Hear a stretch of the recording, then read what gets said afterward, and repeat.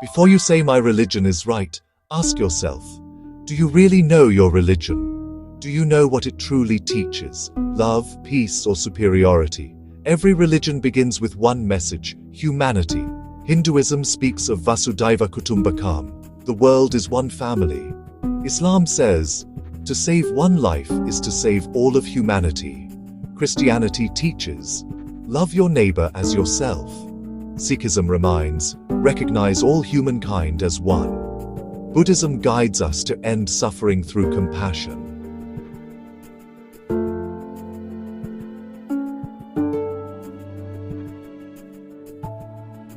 The problem was never religion.